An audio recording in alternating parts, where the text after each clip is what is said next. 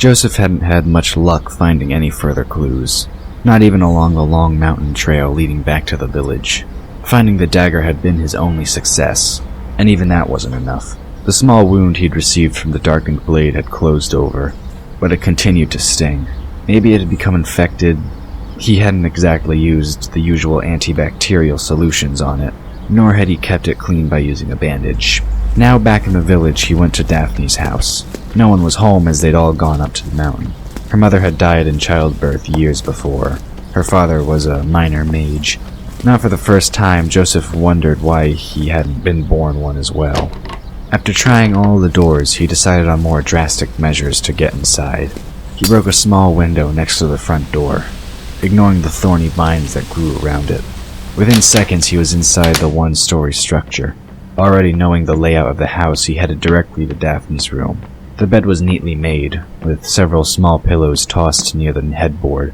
All the clothes were hung, coordinated by color, or were stacked in dresser drawers.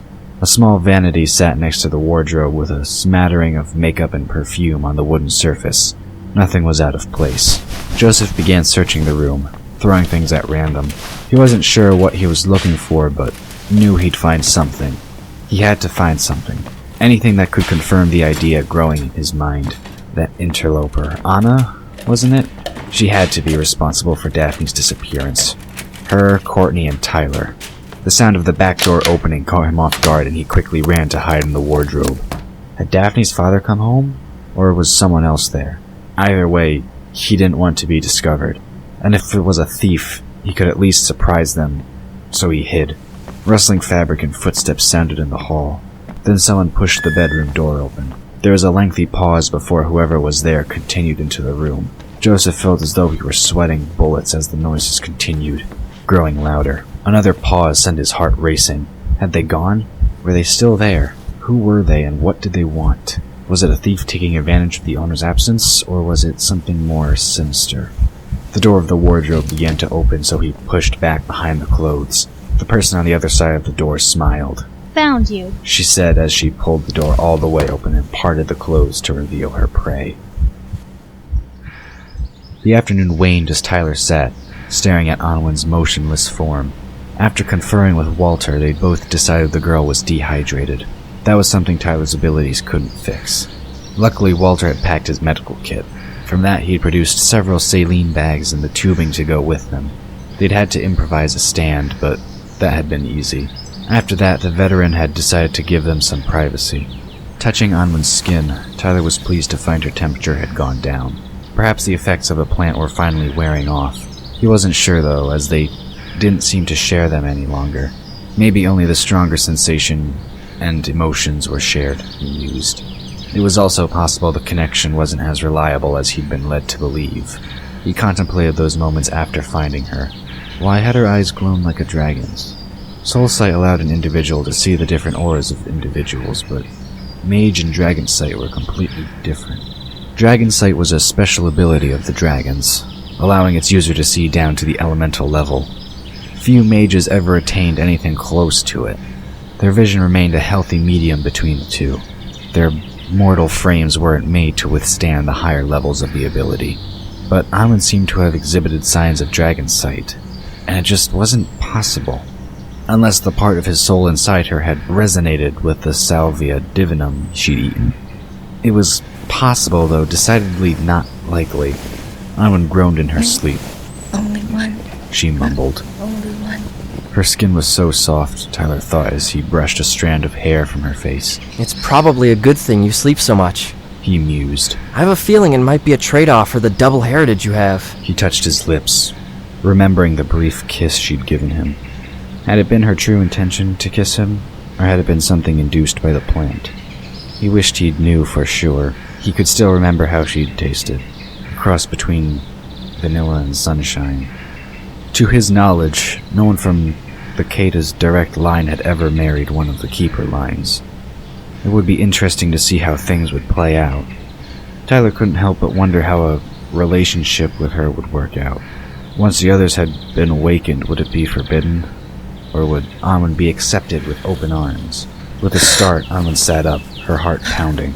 "We have to hurry!" she announced as she stared ahead. We're running out of time. She moved to push off the blankets covering her. Easy now. Tyler admonished as he gently took her hands into his. We still have time. Shaking her head, ANWEN turned to look at him. It had been rather odd to see the colors and swirls of atoms that composed his body. She could still see after images of that strange phenomenon. Part of her wondered if it wasn't all just a dream. With impatient hands, she pushed Tyler's hands aside and moved to the blankets. No, we don't have time. I have to get inside the mountain no later than 2 days from now. If I don't, it will be too late. She impatiently pulled the IV from her arm. In her haste, she didn't even bother to staunch the flow of blood from the puncture that remained. Realizing she wasn't to be reasoned with, Tyler grabbed a gauze pad. He insisted on applying it to the needle mark before leaving the tent so she could dress. Once outside the canvas enclosure, he turned his attention to the fire. Seeing it had all but died down, he let out a brief burst of flame to relight the dead wood. By the time ANWEN emerged, he had some broth heating over the crackling flames. That smells good. ANWEN commented as she sat next to him. I feel like I could eat a horse. Tyler smiled at that. It was a good sign. Sometimes those who partook of the sage's fruit lost interest in eating. It was another dangerous side effect of the plant. Back in the tent? He hazarded. It sounded like you mean to enter the mountain alone. He took up the pot and poured her a cup of the broth. Accepting the drink, ANWEN nodded. Yes, I do. She took a careful sip from the mug. Do you know these words? Deep inside these walls they sleep. Only one may enter the keep. Find the heart and speak the word. Only then will your voice be heard. Tyler contemplated the fire as he tumbled the words in his mind. Where did you hear that? It sounded like a prophecy, but not any he'd heard before. At least, not that he could recall. ANWEN peered into the distance as she held her mug. In my dreams, after the little girl gave me the plant, I dreamed. There were some strange dreams. Some of them felt like memories. Then, there was a view of the mountain where I saw Madame Millard and her camp. She welcomed someone named Kira. Do you know where she is? Thinking back on all the villagers, Tyler's expression was vague. He knew everyone who lived in the village, and those associated with it, past and present. After a minute or so of contemplation, he shook his head. No, I don't think there's anyone associated with the mages by that name. At least, none that I know about. But that doesn't mean to say there isn't someone outside my sphere of influence with that name. With a sigh, ANWEN took another sip from her mug. I wonder who she is. Joseph stared, his jaw slack. Not sure if he believed his eyes. Daphne? Somehow he felt silly for hiding. It didn't take much to realize no one else was stupid enough to break into a mage's house and hide in a bedroom closet. The dark-haired girl smirked as she stepped back so he could get out of the wardrobe. I hope you're planning on cleaning up this mess. She said. She indicated the chaos he'd created with a sweep of her hand. You know I don't like my things out of place. Joseph sheepishly picked up a bra and stuffed it back into the appropriate drawer. I thought something had happened to you. He managed as he paused to face her. You've been gone for over a week. Where were you? He wanted to shake her, but didn't. That wasn't how their relationship worked. Kira smirked to herself. This was going to be easier than she'd anticipated. Of course I was gone. She replied, flipping her hair to one side. I was doing something for my aunts. I'm sorry I couldn't send word, but I had to keep silent. It was necessary to find out more about that keepkeeper who opened the mountain. The lies came so easily, she mused. Feeling tired, Joseph sank down onto the bed. I thought the worst when I found your knife on the mountain path. He confessed. He pulled the blade out and handed it to her. I thought you were dead, and when the mountain shook... He trailed off. Kira took the knife and fiddled with it. A slight stain adorned the blade. Blood. She smiled in satisfaction. If the small wound on Joseph's finger was any indicator, she felt sure the blood was his. Running her finger against the blade, she felt the skin part enough to let the blood well up. A slight smile touched her lips before she transformed it to the look of shock. Ouch! Joseph jumped up in alarm. What is it? Did you cut yourself? He reached for her hand.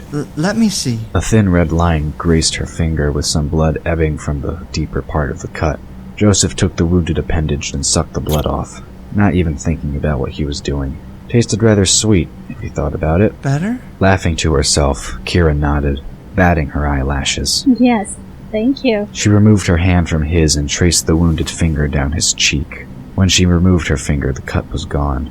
Mortals were so gullible. Not even that stupid Madame Millard, Her so-called aunt was as smart as she thought herself to be, Come. she said. They need us in the ruined city. Joseph took her offered hand like a lost child. Inside, he felt a strange sense of chill begin to spread through his body.